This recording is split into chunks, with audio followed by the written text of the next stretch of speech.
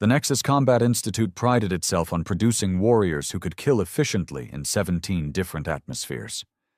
Today, unfortunately for its reputation, it was hosting a tea party. Not literally, of course. The assembled dignitaries from 43 species wouldn't be caught dead sipping Earl Grey.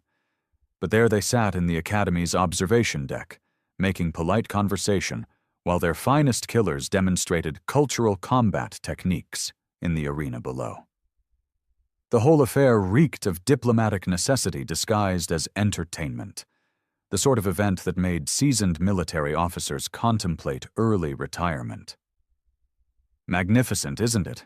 Colonel Zethrix's chitinous mandibles clicked with approval as a Vorthon cadet reduced a training dummy to molecular paste.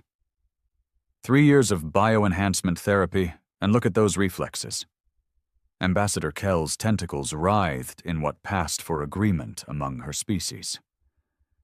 The hegemony certainly knows how to invest in talent, though I hear the Terrans sent someone as well. Oh yes, the humans. Zethrix gestured dismissively toward the far corner of the observation deck. Cultural attaché or some such nonsense. Anthropologist, I believe. In the far corner, looking about as threatening as a library patron, sat Dr. Kira Thorne. She had managed the impressive feat of appearing both completely absorbed in her reading and utterly oblivious to the controlled violence unfolding below. Her datapad displayed what looked suspiciously like poetry. Ancient poetry, if the archaic script meant anything. General Vorthak noticed her too, though his attention seemed less academic and more predatory. 7 feet of living crystal doesn't move quietly, but he managed a respectable attempt at casual as he approached the human delegation's seating area. "Commander Torres, isn't it?" His voice carried the peculiar resonance of someone accustomed to being heard across battlefields. "I couldn't help but notice your scholar." Commander Torres, whose military bearing suggested he'd rather be anywhere else in the galaxy, straightened slightly. "Dr. Thorne, yes. She's here to observe cultural combat methodologies, academic research." How fascinating. Vorthak's crystalline features shifted in what might have been amusement. "And does your academic researcher have any practical experience with these methodologies?" Some. Torres's diplomatic training was clearly being tested, though her expertise lies more in analysis than application. Analysis. The word rolled off Vorthak's tongue like a curse. How perfectly human. Dr. Thorne looked up from her datapad, apparently just now aware she was being discussed. "Did someone mention analysis? I was just reading about the philosophical foundations of Shard Dominion combat doctrine. Fascinating stuff, really. The integration of crystalline resonance frequencies with traditional military hierarchy structures." Vorthak blinked, which for his species involved a brief dimming of internal luminescence. "You've studied our combat philosophy?" "Among others. Your treatise on harmonic victory through structured violence is particularly insightful, though I found some interesting parallels with Earth martial traditions you might not expect." The general's glow brightened slightly, either interest or irritation. With Shard Dominion physiology, the distinction was academic. "Such as?" "Well, your concept of inevitable conclusion through superior positioning bears remarkable similarity to what we call strategic patience, though our approaches to achieving that positioning differ considerably." Strategic patience. Vorthak's tone suggested he was testing unfamiliar words. An interesting euphemism for cowardice. Torres tensed, but Dr. Thorne merely smiled. "Oh, I wouldn't call it cowardice. More like efficiency through understanding. Why use force when comprehension achieves better results with less energy expenditure?" "Because," Vorthak said slowly, as if explaining simple mathematics to a child, "comprehension doesn't stop plasma rounds." "Doesn't it?" Dr. Thorne tilted her head thoughtfully. I suppose that depends on what you comprehend. The conversation was beginning to draw attention from other observers. Betting pools were an unofficial but enthusiastic tradition at these events, and several species had already begun calculating odds based on what they were overhearing. Perhaps, Vorthak said with growing certainty that he was dealing with either a madwoman or an idiot. Your good doctor would care to demonstrate these earth martial traditions. I'm sure our cadets would benefit from exposure to such innovative techniques. The observation deck fell silent, except for the distant sounds of combat training below. Dr. Thorne looked around at the assembled dignitaries, most of whom were now staring at her with expressions ranging from curiosity to barely concealed amusement. That's very kind of you to offer, she said finally, closing her datapad with a soft click. Though I should mention that Earth martial traditions tend to be somewhat contextual. The demonstration might not translate well to a formal training environment. I'm sure we could arrange something appropriately contextual, Vorthak replied. His internal light was now pulsing steadily, a sign of either excitement or aggression. Perhaps a friendly match? Nothing too serious, of course. Wouldn't want to risk injury to a scholar. Commander Torres looked like he was contemplating the diplomatic ramifications of watching his cultural attaché get vaporized by 7 feet of hostile mineral. General, I'm not sure that's... Actually, Dr. Thorne interrupted gently. That sounds lovely. When were you thinking? The betting pools, previously focused on relatively predictable cadet matches, suddenly became much more interesting. Odds shifted rapidly as representatives from various species tried to calculate the probability of a human anthropologist surviving more than 30 seconds against a Shard Dominion general. Most settled on roughly the same chances as a snowball in a plasma reactor. Tomorrow morning, perhaps? Vorthak suggested, his resonant voice carrying easily across the now silent observation deck. The main arena should be available after the cadet demonstrations. Perfect. Dr. Thorne reopened her datapad and made a note. That gives me time to finish this reading. There's a particularly interesting section about crystalline matrix vulnerability under resonant stress that I've been meaning to review. General Vorthak's glow flickered. Vulnerability? Oh, nothing specific to combat applications, Dr. Thorne assured him cheerfully. More of a material science curiosity, the way certain frequencies can create cascade failures in otherwise stable structures. Purely theoretical, of course. She returned to her reading, apparently oblivious to the fact that she had just agreed to what amounted to sanctioned suicide, while casually discussing the theoretical dismantling of her opponent's species' fundamental physiology. The observation deck gradually returned to normal conversation levels, but the underlying tension had shifted. What began as a diplomatic courtesy was now something else entirely, though exactly what remained to be seen. In the arena below, cadets continued their demonstrations, unaware that tomorrow's entertainment had just transformed from routine exhibition to something considerably more complex. Dr. Thorne turned a page and smiled slightly at whatever she was reading. It wasn't a particularly threatening smile, but then again, the most dangerous things rarely are. The Nexus Combat Institute's archives hadn't seen this much activity since the Krillian war records were declassified. Dr. Thorne had apparently decided that proper preparation required reviewing approximately 3 centuries of interspecies conflict documentation, plus what appeared to be every philosophical treatise ever written on the subject of violence as communication.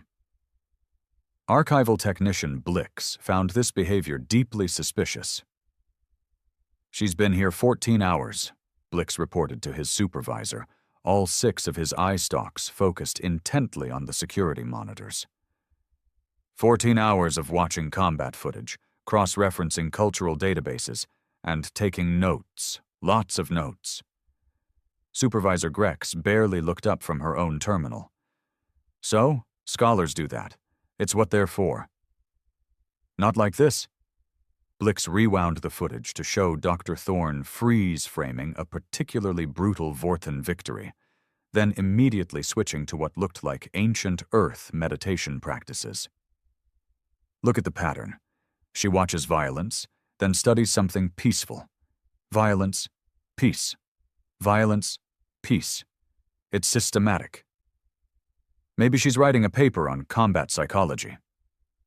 Or maybe, Blix said with the dramatic flair of someone who'd read too many intelligence reports, she's studying our weaknesses. This theory had already gained considerable traction in the barracks. The betting pools had evolved beyond simple survival odds into elaborate conspiracy markets. Leading theories included advanced human psychological warfare, secret Earth combat drugs, and the increasingly popular notion that Dr. Thorne was actually a heavily disguised assassin android. The truth, as monitored by 17 different security cameras, was somehow both more mundane and more disturbing. Dr. Thorne was studying them. Not their combat techniques, those were readily available in any military database. Not their weapons technology. The specifications were hardly classified at this level. She was studying the fundamental assumptions underlying how each species approached conflict itself. "Replay section 47 again," she murmured to the archive system, watching a Shard Dominion training exercise for the 9th time. "Freeze at timestamp 1423. The image locked on General Vorthak mid-attack, crystalline form blazing with lethal energy as he demonstrated proper form against multiple opponents. Dr. Thorne stared at the frozen scene for several minutes, occasionally making notes that the security systems couldn't quite capture from their angles. Meanwhile, in the officers' mess, General Vorthak was holding court with increasingly creative speculation about tomorrow's match. "Humans excel at endurance," he conceded to his audience of senior staff. "Perhaps she plans to simply outlast me through superior conditioning." Colonel Zethrix clicked thoughtfully. "Though how does one outlast plasma discharge? The energy expenditure isn't particularly taxing." "Exactly my point. Human tactics rely on exploiting environmental factors that simply don't exist in a controlled arena setting. Without terrain advantages or equipment disparities, their approach becomes limited." Captain Yerez of the Hegemony Navy had spent more time around humans than most. "I've heard their special forces use something called psychological operations, mind games essentially. Against a Shard Dominion warrior?" Vorthak's internal luminescence flickered with amusement. "Our mental defenses are crystalline matrix structures, literally unbreakable by external influence."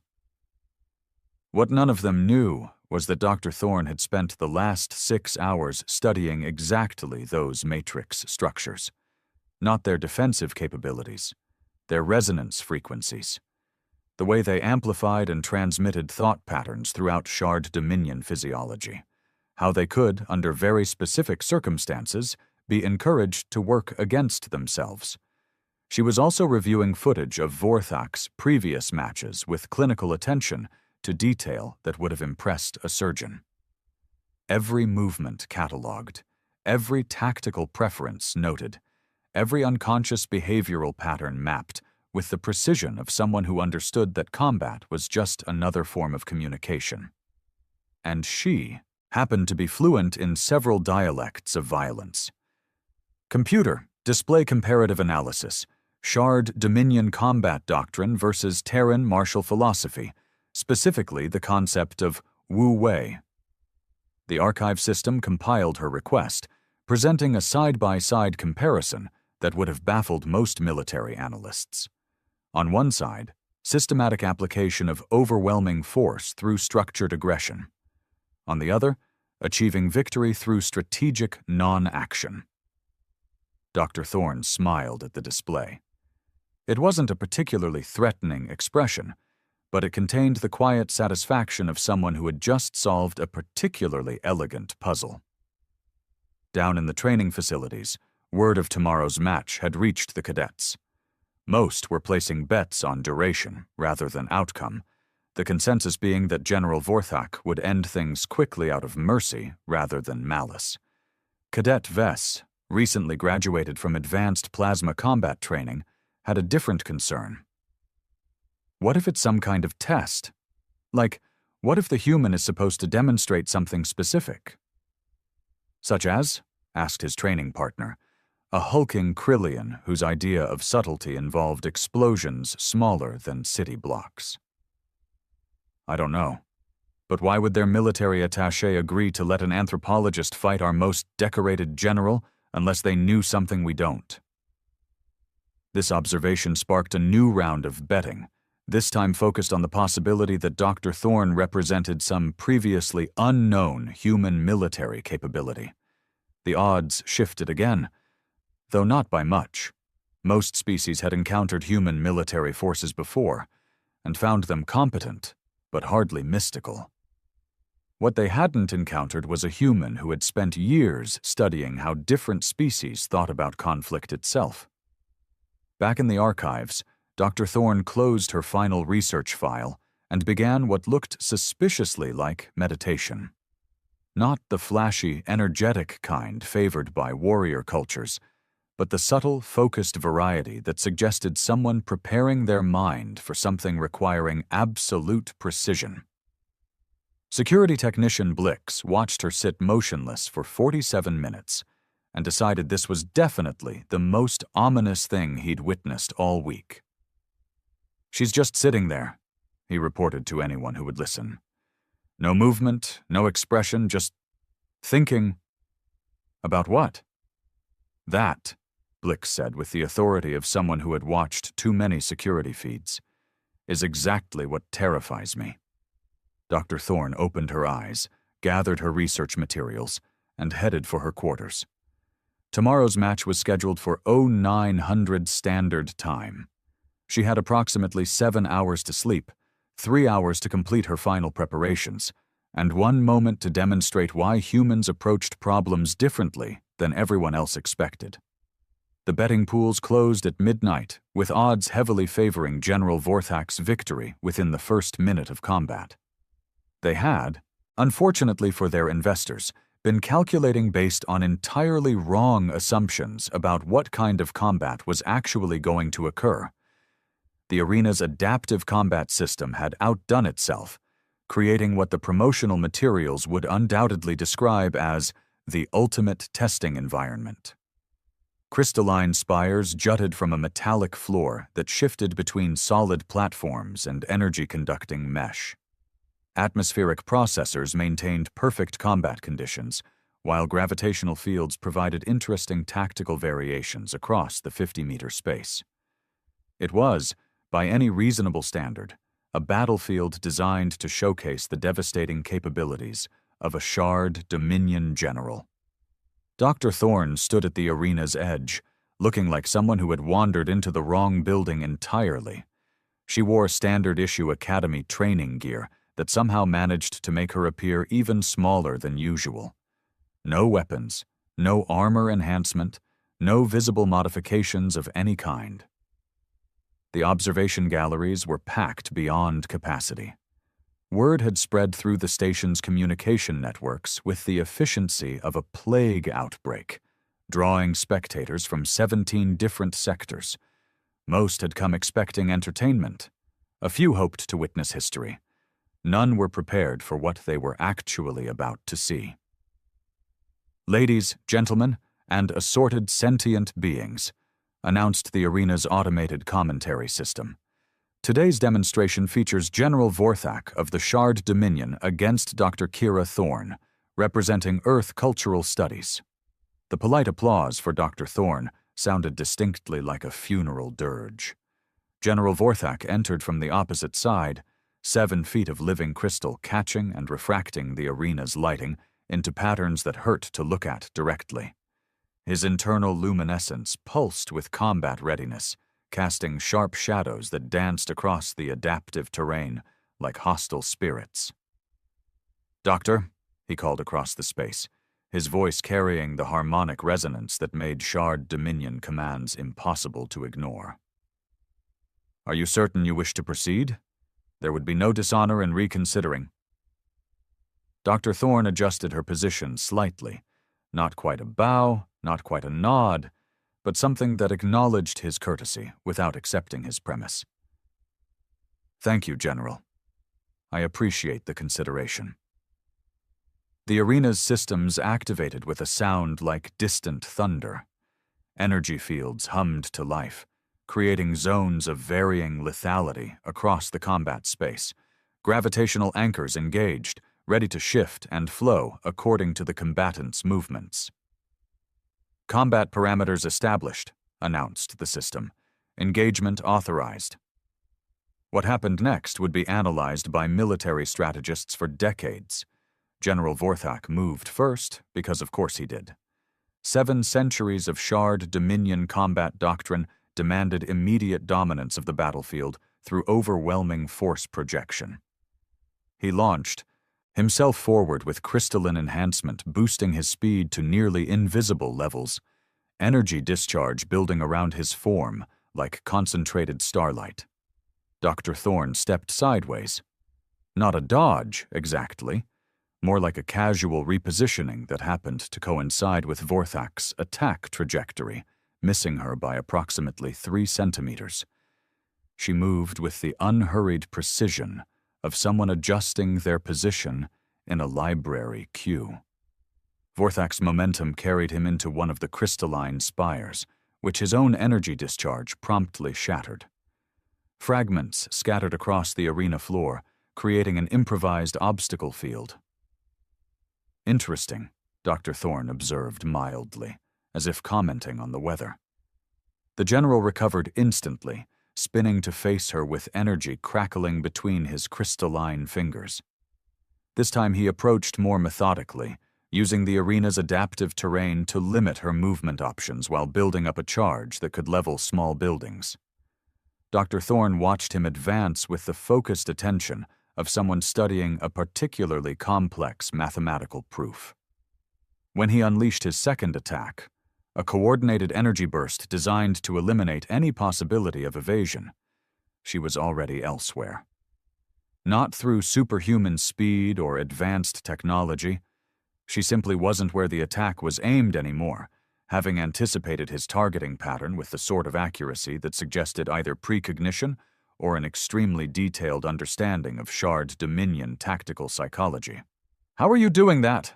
Vorthak demanded, frustration beginning to crack his perfect combat composure. "Doing what?" Dr. Thorne asked, genuinely curious. The crowd was beginning to murmur with confusion. This wasn't combat as they understood it. Vorthak was demonstrating textbook technique, generating enough destructive force to eliminate multiple opponents simultaneously, while his target appeared to be engaged in some form of elaborate interpretive dance. Vorthak tried a different approach, using the arena's gravitational fields to create an inescapable attack pattern. Energy built around him like a miniature sun, resonating through his crystalline matrix to achieve maximum lethality. Dr. Thorne hummed quietly to herself. It was barely audible over the arena's background systems, but the frequency was precisely calibrated to interact with Shard Dominion physiology in ways that their own combat manuals never mentioned. Vorthak's energy buildup wavered slightly, his internal resonance shifting to match the external harmonic input. "Stop that," he said, though he wasn't entirely sure what he was asking her to stop. "Stop what?" Dr. Thorne repeated, still humming. The third attack should have ended everything.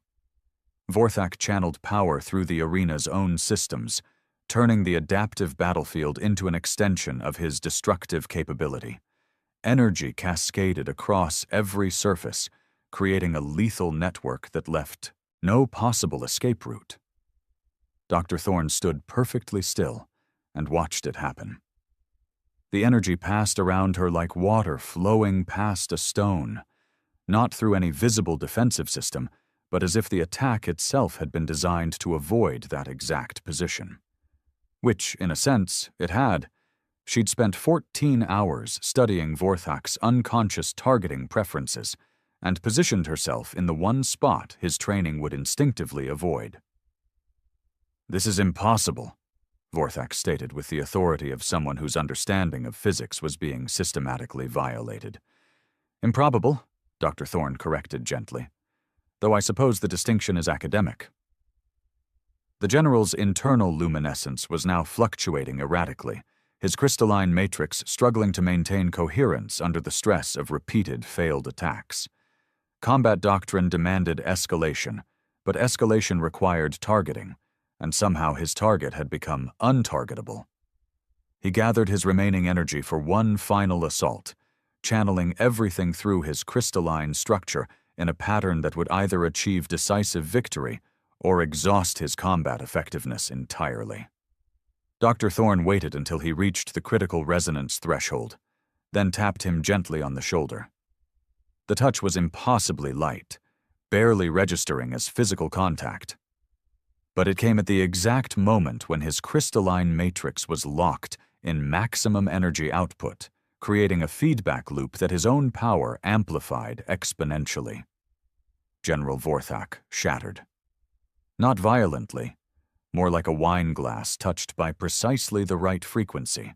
His crystalline form simply came apart along natural fracture lines, energy dissipating harmlessly as his matrix lost coherence. He would regenerate completely within hours, as Shard Dominion physiology was designed to handle such emergencies. But for the moment, he existed as approximately 40 pounds of very confused crystal fragments scattered across the arena floor. Dr. Thorne knelt beside the largest fragment, which still glowed faintly with residual consciousness. "Thank you for an educational demonstration, General," she said politely. "Your technique really is remarkable." The arena fell completely silent, except for the quiet hum of cooling energy systems. Dr. Thorne gathered her training gear and walked toward the exit, leaving behind an audience that was still trying to process what they had witnessed. In the observation galleries, betting pools closed with the peculiar awkwardness of financial systems encountering events that fell outside their operational parameters. Nobody had wagered on victory through polite shoulder tapping. The replay analysis took 6 hours to complete. Not because the combat was complex, quite the opposite. The arena's computational systems kept insisting there had been some kind of recording error, because what they were seeing violated several fundamental assumptions about how violence was supposed to work. Dr. Thorne had not, technically speaking, attacked anyone. "Run it again!" demanded Admiral Kess, whose 40-year military career had not prepared her for watching warfare conducted through interpretive philosophy. "Focus on the final moment." The holographic display recreated the last 3 seconds in microscopic detail. General Vorthak, energy matrix at critical resonance, channeling enough power to vaporize a small asteroid. Dr. Thorne, approaching with the casual confidence of someone correcting a minor social error. Contact, 0.7 newtons of pressure applied for 0.3 seconds to Vorthak's primary structural junction. Result, complete systemic cascade failure. "She knew," whispered technical analyst Grix, his tentacles writhing with the excitement of someone who had just witnessed the impossible. "She knew exactly when his matrix would be vulnerable, down to the microsecond." "Knew how?" Admiral Kess's patience was wearing thin. "Our best combat specialists require years of training to understand Shard Dominion energy matrices. She's an anthropologist." "That's exactly the point." Commander Torres had arrived with a file containing Dr. Thorne's actual credentials, information that painted a significantly different picture than harmless academic researcher. Her dissertation was on physiological psychology in combat environments, cross-species analysis of stress response patterns. She didn't study fighting techniques. She studied how different species think about fighting. The implications settled over the briefing room like toxic fog. "Psychological warfare," Admiral Kess said slowly. "She weaponized anthropology." "More precisely," Torres continued, consulting his datapad. She identified that General Vorthak's combat effectiveness was entirely dependent on maintaining psychological dominance. Once that assumption was challenged, his own training worked against him. The replay continued, showing frame-by-frame analysis of the preceding 23 minutes. Every seemingly random movement Dr. Thorne had made was revealed as precisely calculated to exploit specific behavioral patterns in Shard Dominion combat psychology. She hadn't avoided Vorthak's attacks through superior reflexes. She'd manipulated him into attacking the wrong locations by presenting targeting cues that his training had conditioned him to respond to automatically. Look at timestamp 14:42. Grix highlighted a moment when Dr. Thorne had appeared to stumble slightly. She's mimicking injury response patterns. Vorthak's next 3 attacks all targeted what he perceived as compromised mobility zones. Zones she was never actually occupying, Admiral Kess observed grimly. Correct. She performed an entire combat engagement by controlling her opponent's decision-making process. He thought he was fighting an opponent. He was actually fighting his own preconceptions. The briefing room's silence stretched uncomfortably as the assembled officers contemplated the strategic implications.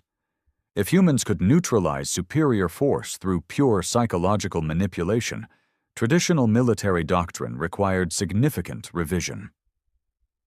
There's more, Torres added, though his expression suggested he'd rather not continue.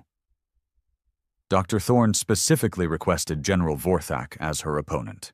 She studied his previous matches, identified his tactical preferences, and designed a counter-strategy based on exploiting his personality rather than his abilities. She hunted him, Admiral Kess said flatly, like a research subject. Essentially, yes. Meanwhile, 3 decks below, Dr. Thorne was having tea with General Vorthak's reconstituted form. The regeneration process had restored his crystalline matrix to full coherence, though his pride remained somewhat fractured.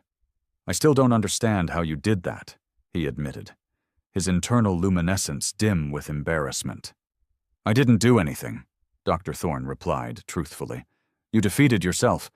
I just provided the appropriate stimulus at the optimal moment. But you knew exactly when that moment would occur. Of course, you're remarkably consistent in your combat patterns. It's actually quite admirable. The precision required to maintain such systematic responses under stress indicates extraordinary discipline. Vorthak's glow flickered with confusion. You're complimenting my technique? Absolutely. Your execution was flawless. The problem wasn't your methodology. It was your assumptions about what kind of conflict you were engaged in. I was engaged in combat. You were engaged in combat, Dr. Thorne agreed. I was engaged in communication. We were having 2 entirely different conversations using the same language. The general considered this for several minutes, his crystalline structure refracting the ambient light into thoughtful patterns. What were you communicating?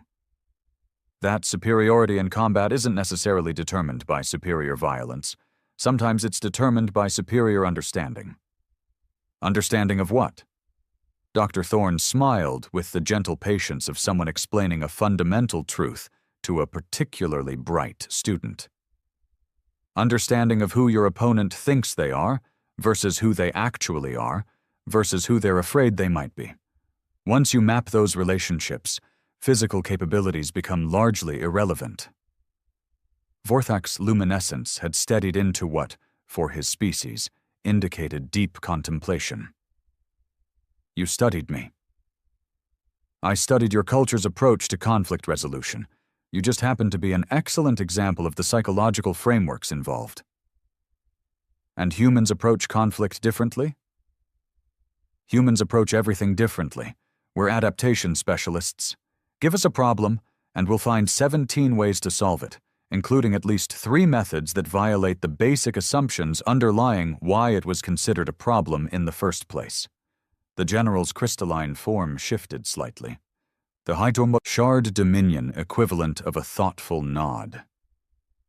That's terrifying. Only if you assume we're using those capabilities maliciously, Dr. Thorne pointed out. Most of the time, we're just trying to understand how things work.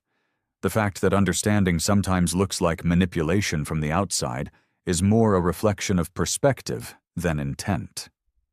Above them, the briefing room had reached a consensus that humans represented a significantly more complex strategic challenge than previously calculated. Not because they were more violent, but because they approached violence as just another form of problem-solving, one that could be optimized, refined, and ultimately transcended through superior methodology. Dr. Thorne finished her tea and gathered her research materials. Tomorrow she would return to her normal duties as a cultural consultant, analyzing interaction patterns and writing dry academic papers about interspecies communication theory. The Nexus Combat Institute would return to training warriors in the traditional methods of applying force until opponents stopped moving. And somewhere in the administrative offices, betting pools were being quietly restructured to account for the possibility that combat outcomes might occasionally depend on factors that had nothing whatsoever to do with who could hit harder. General Vorthak watched her leave, his crystalline matrix still processing the implications of their conversation. He had lost a fight by winning it, been defeated by someone who never attacked him, and somehow felt more enlightened than humiliated by the experience. It was, he reflected, exactly the sort of paradox that made humans simultaneously fascinating and deeply unsettling to encounter. The arena's automated systems completed their final diagnostic checks and prepared for the next day's training exercises, blissfully unaware that they had just hosted a demonstration of warfare conducted entirely through anthropological theory, which was probably for the best. Even advanced computational systems had their limits.